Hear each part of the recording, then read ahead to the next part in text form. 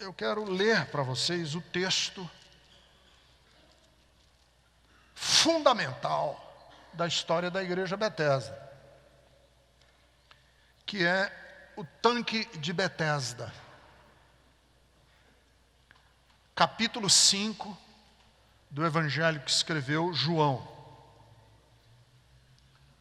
Evangelho que escreveu João, capítulo 5. Deixa eu ler o texto para vocês. E eu vou ler o texto devagarzinho, explicando o texto à medida que eu leio. Deixa eu fazer isso hoje pela manhã. Geralmente eu leio o texto todo, mas hoje pela manhã eu quero ler o texto explicando. Passada estas coisas, quer dizer, que coisas são passadas? Jesus curou o filho de um oficial do rei. O filho de um homem importante, Jesus curou. Isso é muito importante para o que eu vou ler agora.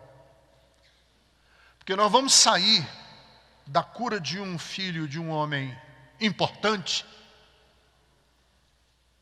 para a cura de um, me perdoem a expressão, para a cura de um Zé Ninguém.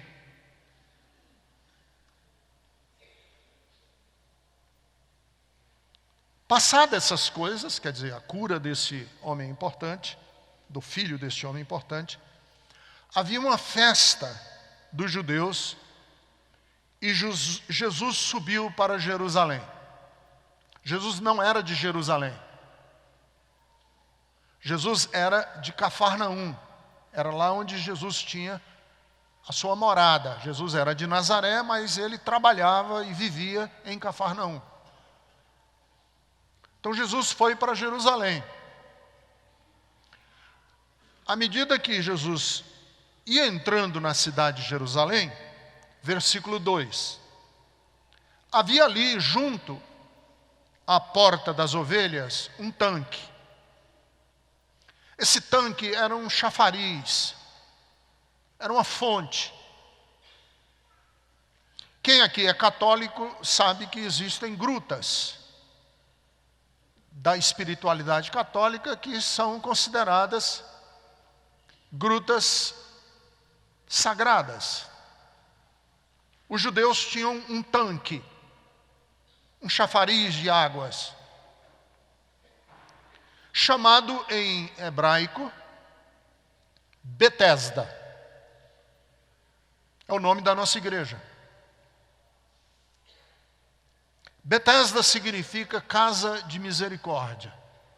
É um lugar onde existe misericórdia. Nesse tanque haviam 5 alpendres. Quer dizer, haviam 5 varandas.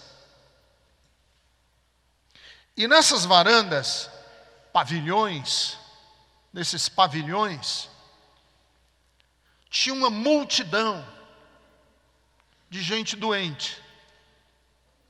Cegos, coxos, paralíticos, esperando que se movesse a água. Abro um parênteses aqui. Ninguém sabe como, quem, por que causa, se espalhou entre as pessoas uma crença nas águas. E a crença era que um anjo vinha esporadicamente, de tempo em tempo, e agitava as águas, mexia com as águas. E o primeiro que entrasse, acreditou-se entre eles, difundiu-se entre eles, que o primeiro que entrasse no tanque, quando a água era agitada, havia um borbulhar da água, essa pessoa era curada de toda a sua enfermidade. Estava ali um homem que estava doente havia 38 anos. Quantas pessoas aqui têm menos de 38 anos de idade? Levanta a mão. As mulheres não podem mentir agora, hein? Pois este homem estava nesse tanque mais tempo do que você tem de vida. Você que levantou a mão. 38 anos. Esperando para ser curado. Tentando ser curado. Jesus, vendo-o deitado e sabendo que ele estava assim, perguntou para ele: quer ser curado? O homem respondeu: Senhor, eu não tenho ninguém que me ponha no tanque quando a água é agitada. Ora, qual era a lógica do tanque? Vinha um anjo, mexia com a água, o que pulasse na água era curado. Ele disse: eu não tenho ninguém por mim. O anjo vem, mexe as águas e eu nunca sou o primeiro. Ele era paralítico. Então Jesus lhe disse: levanta-te e anda. Toma o teu leito e anda. Imediatamente o homem se viu curado. Tomando o leito, pôs-se a andar, e aquele era um dia de sábado. Por isso disseram os judeus ao que fora curado: hoje é sábado, e você não pode carregar essa cama no ombro. Olha que ironia, olha que crueldade. O cara está curado e o religioso, ao invés de celebrar a cura, não viu os pés firmes, não viu as pernas firmes, viu foi que ele estava carregando a cama que era proibido no sábado. E eles se revoltaram com isso. E o homem respondeu e disse para os que condenaram ele disse: olha, quem me curou foi quem disse que eu carregasse a minha cama, então eu só estou obedecendo. Perguntaram eles: quem é o homem que te disse, toma o teu leito e anda? Quem foi que mandou você carregar o leito e andar, você paralítico? Olha como a religião é cruel. O que fora curado não sabia nem quem ele era, porque Jesus se havia retirado do meio deles, por haver muita gente naquele lugar. Mais tarde, Jesus encontrou o homem no templo e disse: olha, você já está curado. Não peque mais, para que não te suceda coisa pior. Em outras palavras, não use o pretexto da sua cura para você se desmoronar na vida. O homem retirou-se e disse aos judeus que fora Jesus que o havia curado. O homem falou: olha, era Jesus.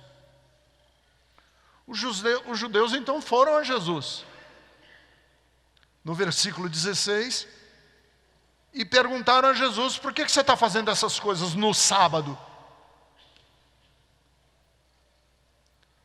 E aqui é o versículo que eu quero me basear hoje de manhã.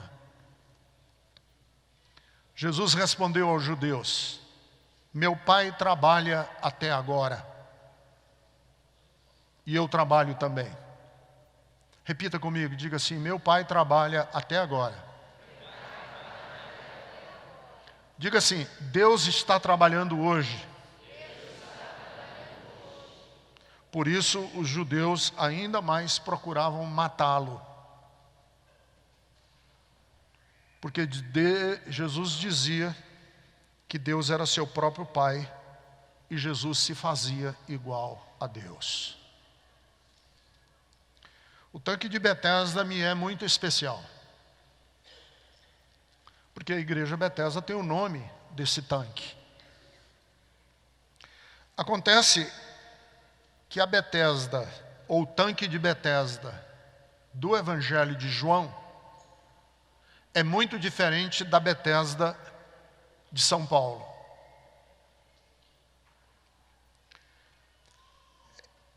Esse tanque de Betesda que está aqui na Bíblia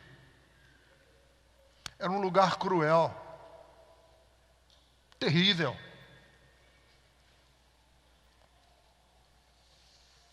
Pelo menos 5 elementos eu detecto nesse lugar que são terríveis. Primeiro, os milagres ali eram esporádicos, imprevisíveis. O texto diz que o anjo vinha de tempo em tempo, ocasionalmente. Quando? Na Páscoa? Não, ele podia não vir na Páscoa. Quando? Na festa dos tabernáculos? Não, ele podia também não vir na festa dos tabernáculos. Ele podia vir numa quinta-feira qualquer. Não havia nenhuma previsibilidade. Quais são os critérios, Deus, para você mandar um anjo vir curar na Betesda hoje de manhã? Nós não sabemos. Deus pode hoje de manhã querer, como Ele pode não querer, a gente nunca sabe. Isso é cruel. Cruel porque a Bíblia diz que em Jesus nós sabemos que Deus tem para nós sempre o sim e o amém.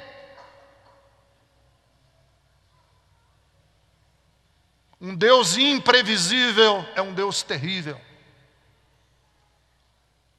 Segundo, os milagres ali só premiavam quem menos precisava. Os milagres ali só premiavam quem menos precisava. Porque o milagre acontecia com o primeiro que pulasse na água. E o primeiro que pula na água é sempre o mais saudável. O mais comprometido, mais paralisado, o mais carente, jamais ia entrar na água primeiro. Se eu digo aqui, Deus vai dar um milagre para o mais crente, para o mais fiel. Hoje de manhã, quem vai ganhar o milagre é o mais santo. Você que está aqui hoje, pecador, vai dizer, eu nunca vou ganhar milagre. Na igreja de santos, eu vou ser sempre o último. E você vai esperar aqui na Betesda 38 anos e não vai ganhar nada. Porque sempre tem alguém mais santo do que a gente, concorda? Eu conheço um monte de pastor que é bem mais santo do que eu. Terceiro, isso aqui era um lugar de gente abandonada. Jesus disse, se você quer ser curado, ele disse, eu não tenho ninguém por mim. Olha que cruel. Você já imaginou uma comunidade de fé que as pessoas dizem umas para as outras, sentadas nos bancos da igreja, eu não tenho ninguém por mim? Pode ter nome de igreja, mas não é igreja.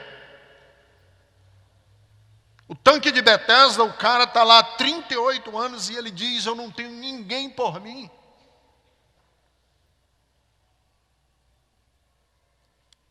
Não tenho ninguém que se importe com a minha sorte. E em quarto lugar, isso aqui era um lugar terrível, porque Deus estava preso ao sábado.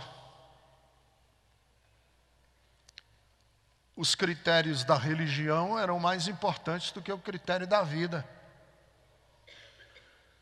Sábado Deus não pode curar. Essa era a lógica do tanque de Betesda. Deus pode fazer tudo em toda hora, menos no sábado. Porque sábado ele não cura. Por isso é que os religiosos quiseram matar Jesus. E Jesus propositalmente cura o homem no sábado. Que é para mostrar a lógica cruel da religião. E o texto termina com uma afirmação inusitada, extraordinária, fantástica. Meu pai trabalha até agora. Em outras palavras, Deus não é um Deus parado, inerte. Deus não é um Deus que precisa ser colocado em movimento.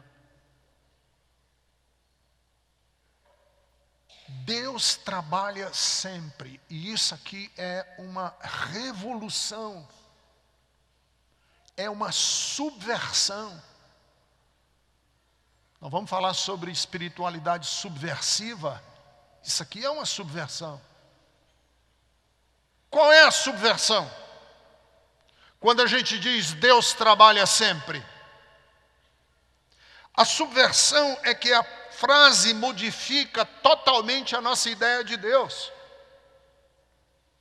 Geralmente as nossas orações pensam que Deus é passivo, que Deus está parado e que nós é que somos ativos. Geralmente a gente ora com esse sentido. E eu quero corrigir essa ideia. Deus nunca nos é indiferente.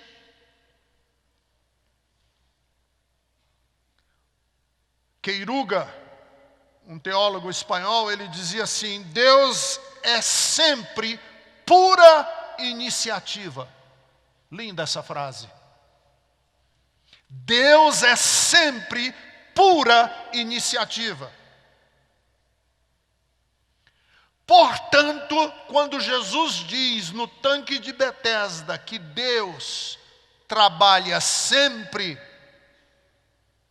você, mãe que está ansiosa com o seu filho, você, marido que está ansioso com a sua mulher, você, mulher que está ansiosa com o seu pai ou com a sua mãe, deixa eu falar uma coisa, que eu acho que pode revolucionar a sua vida espiritual.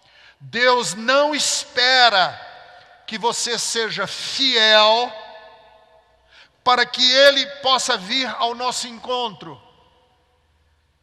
Deus, de acordo com Romanos capítulo 5, versículo de número 8, nos salvou quando nós ainda éramos pecadores. Portanto, vai haver uma revolução na sua ideia do que é orar. Orar não é pôr Deus em movimento, porque Deus trabalha sempre. Orar não é atrair Deus para dentro do nosso problema, porque Deus trabalha sempre. Orar não é sensibilizar Deus com a minha necessidade, porque Deus trabalha sempre. Tiago diz que Deus nunca é fiel em resposta às nossas orações. Deus nunca é fiel em resposta às nossas orações. Deus é fiel porque Ele é fiel a si mesmo. Tiago diz, quando nós somos infiéis, Deus permanece fiel, porque Deus trabalha sempre. João 6,44 diz que só vamos na direção de Deus porque Deus nos atraiu a Ele, porque Deus trabalha sempre. Toda iniciativa sua já nasceu no coração de Deus, porque Deus trabalha sempre. O problema é que nós fazemos das nossas orações um jeito da gente imaginar que Deus está frio, está olhando o nosso problema, está com o braço cruzado, os braços cruzados, olhando para a gente e dizendo assim: eu não vou fazer nada porque eu não estou vendo fé suficiente. Não vou fazer, porque sem fé Ele não pode me agradar, e se não me agradar eu não faço nada. Muitos de nós acreditamos que Deus só vai nos amar se a gente fizer por onde. Se eu fizer por onde, Deus me amará o suficiente para cuidar de mim. Mas João, 1 de João 4, no versículo de número 19, João diz assim: nós só o amamos porque ele nos amou primeiro. Então a iniciativa nunca é nossa, a iniciativa é sempre de Deus. Eu não sei se vocês conseguiram copiar esse trecho do Queiruga. Conseguiram? Esse trecho do Queiruga, eu queria ler com vocês, devagarzinho, aqui na tela. Queiruga diz assim: contra todas as aparências, não somos nós que, suportando o peso originário do trabalho, solicitamos que Deus, até então quieto, decida a nos ajudar. É Ele que amor eternamente em ato. Olha que coisa linda a respeito de Deus. Deus é amor eternamente em ato. Não é lindo isso? Diga comigo, diga assim: Deus é amor eternamente em ato, em ações, trabalhando desde sempre. Deus convoca justamente a nós, que somos resistentes e passivos, mesmo em nossos melhores dias, para que colaboremos com a sua obra. Então, oração não é querer colocar Deus, que é amor eternamente em ato, em ação. Em ação. Oração é Deus, eu me colocar na presença de Deus, para Deus quebrar com a minha resistência, com a minha passividade, com o meu egoísmo.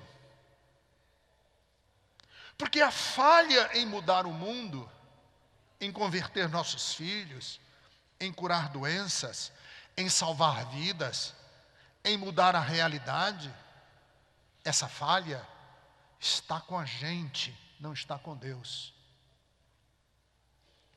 Uma senhora me veio pedir, há algum tempo, para eu orar por seu filho. Uma senhora, não vou entrar em detalhes: pastor, eu queria muito que o senhor orasse pelo meu filho.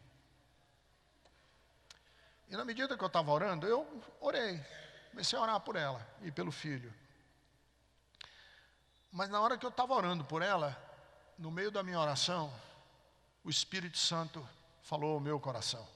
Não foi voz audível, eu não ouvi Deus com voz audível, foi aquela coisa no meu coração, que eu sabia que era Deus que estava falando. No meio da minha oração, o Espírito Santo falou comigo e disse assim: diga para essa mulher que ela saia do meio, que o problema é ela. Eu estou querendo agir na vida do filho, mas ela está no meio. O problema não é Deus que não quis salvar o moleque até agora. O problema é a senhora que está impedindo a ação desse Deus que é eternamente ato. Cabe a nós escolhermos. Vamos ou não vamos orar? Mas quando a gente for orar, nós precisamos saber o seguinte: quem é que precisa entrar em movimento? Quem que precisa começar a trabalhar? Deus? Não, porque Ele sempre está trabalhando, sempre se importando com a gente. A maioria das nossas petições consiste em informar a Deus o que a gente precisa, para ver se Ele vai fazer. Mas Mateus, capítulo de número 6, no versículo de número 8, Jesus diz assim: antes de vocês pedirem, Deus já sabe da necessidade de vocês. Portanto, oração não é a gente informar Deus, porque Ele já sabe da nossa necessidade. Não é sensibilizar Deus, porque antes da gente amar Deus, Deus já nos amava, e nos amava em um amor em movimento, um amor que se transforma em ações. E antes da gente pedir que Deus seja fiel com a gente, a Bíblia diz, não, o problema não é que Deus precisa ser fiel comigo, porque Ele é fiel. O problema é que nós somos infiéis. Deus, o Pai de vocês, sabe da necessidade que vocês têm antes de vocês pedirem. Deus trabalha sempre. Meu Pai trabalha até agora. Significa que um Deus que não nos criou para ser servido,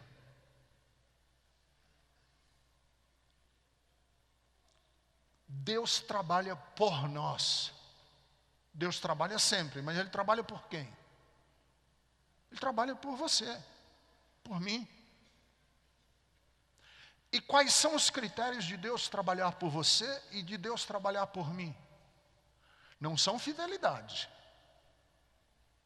Porque se formos infiéis, Ele permanece fiel. Não é obediência. Porque um homem que teve o filho curado disse: Senhor, ajuda-me na minha incredulidade. Não é santidade, porque Jesus morreu por nós quando nós ainda éramos inimigos de Deus. Quais são os critérios de Deus trabalhar por nós? Pura gratuidade. Deus, pura gratuidade, por nada. Às vezes eu imagino assim um diálogo de Deus com o diabo, e Deus dizendo assim: eu não acredito que você vai abençoar a vida do Ricardo. Deus disse: vou. Mas o Ricardo Gondim você vai abençoar? Deus disse: vou. Quais são os teus critérios, Deus, para abençoar a vida do Ricardo Gondim? Nenhum, eu quero. E eu não tenho satisfação a dar a ninguém. Porque ele é meu filho. Deus trabalha por nós porque Deus não nos criou para Ele ser servido. Deus não criou a gente para a gente servir a Ele. Olha, se Deus tivesse criado a gente para a gente servir a Ele, seria desnecessário o nosso serviço, porque Deus já tem o serviço dos anjos. Deus não precisa de você. Deus já tem anjos. Deus não está numa crise de autoestima lá no céu, assim, dizendo assim: ninguém me ama. Ai, ninguém me quer. Aí a gente, espera aí, Deus, não fique assim triste não. Louvado seja o teu nome. Aí Deus diz: agora eu estou melhor, agora eu estou melhor. Deus não está assim no céu. Deus não está numa crise de autoestima dizendo assim: vamos lá, louvor, louvor, louvor. Imagine eu chegar em casa com uma crise de autoestima e dizer para meus filhos: vamos. Louvado seja o Gondim, louvado seja o Gondim. Todo mundo dentro de casa, vamos lá. E vocês aqui também, vamos lá, todo mundo, vamos. Digam. Você vai dizer: esse cara é doente. Esse Gondim está doente. Por que a gente projeta isso em Deus? Ele sentado num trono, velhinho, dizendo assim: só quando vocês me adorarem o suficiente, eu vou abençoar vocês. É uma ideia grotesca de Deus. Porque nós cremos na Trindade. Eu creio na Trindade. Eu creio na Trindade como uma verdade lindíssima do ser de Deus. Deus é trino porque Ele convive em si mesmo numa relação de amor. Deus não é um solitário. Então, quando Deus criou você, Ele não estava precisando de companhia. Porque Deus já é trino. Ele não estava numa carência de companhia. Então, um Deus que nos criou por amor. Deixa eu fazer uma pergunta para você. um Deus Pai ou um Deus Mãe, porque Deus também é mãe, que desde sempre, não quer outra coisa, senão a nossa plenitude. A única coisa que está no coração de Deus é que a gente viva, porque Ele nos criou por amor. Está óbvio que não faz o menor sentido eu querer informar Deus. Não faz o menor sentido eu querer convencer Deus ou despertar a compaixão de Deus para comigo. Ele me ama. Não faz o menor sentido a gente se concentrar em fazer um culto que destrave o que faz Deus querer bem a gente. Não faz o menor sentido. Ele nos ama desde sempre. A Bíblia nos diz em Mateus 20, 28, que o Filho do Homem não veio para ser servido, mas para servir e dar a sua vida em resgate de muitos. Deixa eu fazer uma pergunta para você. Qual pessoa, por mais cruel, qual pai, qual a mãe, por mais cruel que fosse, se você tivesse à sua disposição a cura do câncer, você negaria a um dos seus filhos? Não, responda para mim. Qual pai aqui, por mais cruel que seja, mais egoísta que seja, negaria a uma criança que tem paralisia cerebral a cura completa e radical? Qual? Qual pai, por mais exigente? Meu pai era um homem extremamente exigente. Era militar. Extremamente exigente. Você deve ter alguns aqui, filhos de pais religiosos. Você nasceu numa casa que seus pais eram crentões, religiosos. Por mais exigente que seu pai fosse, você condenaria um dos seus filhos a viver com uma doença crônica, perversa? Como? Que lógica é essa? Você vem me dizer que alguém que tem hora, eu vejo às vezes nos adesivos do carro assim, hora que melhora. Melhora o quê? O amor de Deus para comigo? Hora que melhora o quê? Eu melhorar? Aí sim, eu vou orar. Mas hora que melhora o quê? Deus antigamente não cuidava de mim, agora Ele vai passar a cuidar. Isso é a negação de João capítulo 5, tanque de Betesda. Eu já vi algumas pessoas me dizerem assim: pastor, mas e o valor da oração? O valor da oração não é mexer com Deus, porque Ele nos ama desde sempre. Não é colocar Deus em ação pela minha vida, porque Deus está trabalhando sempre.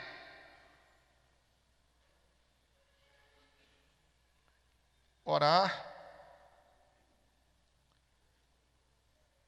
é você entender a sua condição de filho. Você sabe uma coisa que ultimamente eu, não gosto? Desculpem. Eu não gosto. É gente que põe no perfil do Facebook, servo do Deus Altíssimo. Você sabe por quê? Ou põe no Twitter, ou no Instagram, serva de Deus. Parece um título lindo, né? Você sabe o que significa a palavra servo? Servo significa escravo. Deixa eu falar. O grande objetivo do Evangelho é fazer com que você deixe de se sentir servo. Já não sou mais servo de Deus, eu sou amigo de Deus. E a oração é abrir os meus olhos de que eu sou filho de Deus. Porque na parábola do pródigo, o filho foi para casa querendo ser recebido como servo. E o pai recebeu ele como filho. Colocou um anel no dedo, alparca nos pés. E colocou um manto sobre os ombros. E disse, vamos celebrar porque o meu filho estava perdido e foi achado. Eu não quero ser servo, eu quero ser filho. E oração é eu descobrir que sou filho. E se eu sou filho, e eu uso da seguinte lógica, qual é o pai que está aqui hoje de manhã, que sabendo do filho e da necessidade do filho, só vai atender, só vai alcançar, se souber que o filho orou, que o filho jejuou, que o filho deu dinheiro, que o filho foi obediente. Qual é o pai? A Bíblia Sagrada nos diz, no Salmo de número 100, versículo de número 5, o Senhor é bom e a sua misericórdia se estende de geração em geração. E Deus nunca vai tratar você segundo os critérios da religião do tanque de Betesda. Deus trata a gente como filhos amados.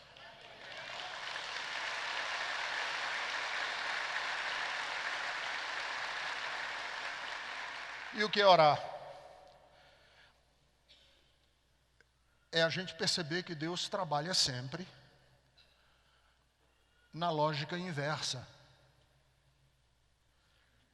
Não é Deus que precisa começar a agir. Somos nós que precisamos começar a agir. Portanto, Deus trabalha desde sempre a nos convidar, a nos interpelar, a pedir. Quem pede é Deus. Deus quer mover a gente. Eu já fui tantas vezes a igrejas que a gente diz assim, vamos orar para Deus mover no nosso meio. Espera aí. Deus trabalha desde sempre. Qual é o impedimento de Deus mover no nosso meio? É que Ele está frio no céu? Não, somos nós que somos o impedimento de Deus mover no nosso meio. Ele é um Deus que age. O Deus da Bíblia não é um Deus poderoso que ama. O Deus da Bíblia é um Deus que é amor e é um amor todo-poderoso. Ele é mais que pai, porque Ele é o Pai amado de Jesus. Jesus nunca falou com Deus, a não ser na cruz, quando Ele disse, meu Deus, por que me abandonaste? Porque Ele estava citando um salmo. Mas todas as vezes que Jesus se referiu a Deus, Ele se referiu como Pai. Sempre que Jesus orou a Deus, Ele orou a Deus como Pai.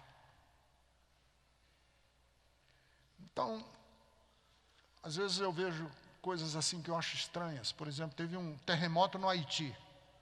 Aí começou uma hashtag nas redes sociais. Ora pelo Haiti. Orar pelo Haiti? Como assim? Tá tendo uma epidemia de cólera na Somália e no Iêmen. Cólera, para quem não sabe aqui, é uma doença terrível, que dá diarreia, desinteria, e as pessoas perdem todo o líquido do corpo e desidratam em questão de horas e morrem. Vamos orar pela Somália. Vamos orar pela Somália? Para Deus acabar com a cólera. Como assim? A cólera da Somália, você está dizendo que Deus não ama o povo da Somália? E aí nós vamos orar para Deus começar a orar, a amar? Como assim? A cólera da Somália tem a ver com os humanos. Não é Deus que tem que vir lá do céu. É até mais confortável para a gente joga para Deus, vamos orar. Se Deus fizer, Ele faz. Se Ele não fizer, esse povo morre. Porque dependemos do Senhor sempre, não é, irmãos amados? Aleluia. E aí a gente joga a responsabilidade para os ombros de Deus e a gente vai para casa comer pizza. Seria igual eu ir no hospital do câncer e orar para Deus: Senhor, esvazia todos os leitos aqui, principalmente das crianças do hospital do câncer.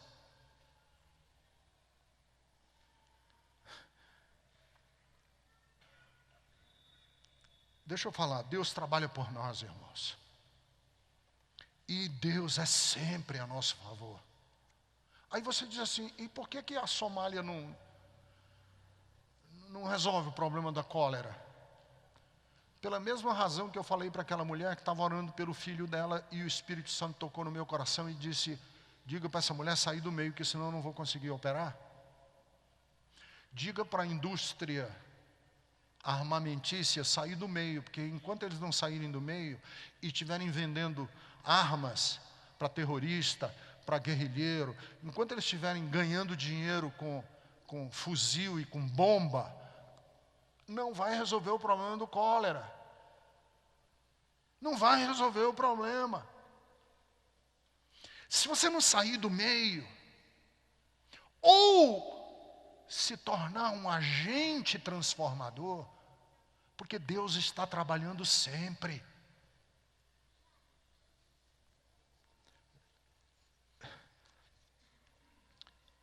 Eu vou terminar, eu tinha muita coisa para falar, mas a hora está avançada. Deixa eu falar. Eu fiz mestrado na Universidade Metodista em São Bernardo do Campo. O prédio do mestrado fica vizinho ao prédio da fisioterapia. Clínica de fisioterapia, estudantes estão estudando fisioterapia e do lado o mestrado onde eu estudei. Várias vezes, quando ia começar a aula, antes de começar a aula, eu ficava, obviamente, do lado de fora, tomando um sol, respirando um pouco de ar. E cada vez que eu estava lá do lado de fora, chegavam as ambulâncias, com pessoas que vinham fazer fisioterapia na clínica. Gente mutilada, homens que perderam a perna por causa de diabetes, crianças com paralisia cerebral, pessoas que se acidentaram em moto, as pernas todas arrebentadas, andando de muleta. Pessoal na fisioterapia. E num desses dias eu pensei assim, por que os evangelistas, os pastores, que pregam na televisão cura divina, que o lenço cura, que distribui rosas ungidas, por que eles não vêm para cá, para a porta da clínica de fisioterapia? Por quê? Durante muitos anos, lá em Fortaleza, eu e uma equipe de jovens dedicamos as nossas manhãs fazendo capelania nos indigentes da oncologia da Santa Casa de Misericórdia. São mendigos, gente pobre, sem teto, que está com câncer. Para onde vão? Para onde vão os mendigos quando eles têm câncer? Ou o mendigo não tem câncer? Tem. Onde eles se tratam? No setor de indigência da Santa Casa de Misericórdia. Quanto sofrimento. Quanto sofrimento. Por que os evangelistas, quando pregam cura divina, pregam dentro de igrejas? Por que eles não pregam cura divina no setor de indigência da Santa Casa de Misericórdia? Por quê? Sabe por quê? Porque no fundo ninguém está interessado em ver Deus agir. Nós estamos interessados em ganhar com o agir de Deus. E ganhar fama, poder, porque se a minha oração consegue fazer Deus agir, eu sou o cara, eu sou poderoso, porque a minha oração teve força sobre Deus. E um cara que tem força sobre Deus é o máximo. E aí está a indústria da cura divina e dos milagres. E os bobos, os tolos, estão esperando o mover das águas nos tanques de Betesda. 38, 40, 45 anos e alguém está ficando rico em nome disso. Porque está vendendo uma tese de que Deus não move, de que Deus é inativo, de que Deus é passivo, de que Deus não é por nós. E eu vou ensinar você o segredo de fazer Deus ser por você. E se eu ensino o segredo de Deus ser por você, eu é que sou o cara. E isso é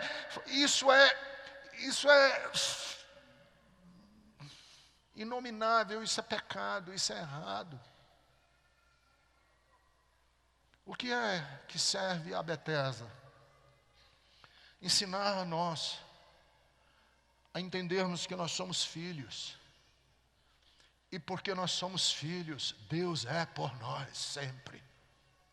Mesmo quando nós somos infiéis, mesmo quando a gente está hesitante, mesmo quando a gente se sente frágil, mesmo quando a gente não tem ninguém por nós. O homem do tanque de Betesda disse: eu não tenho ninguém por mim. E o que é que Jesus quis mostrar a ele no tanque de Betesda? Tem sim, tem um Deus que olha pelos esquecidos da religião. Fique em pé, eu quero terminar orando com você nessa manhã.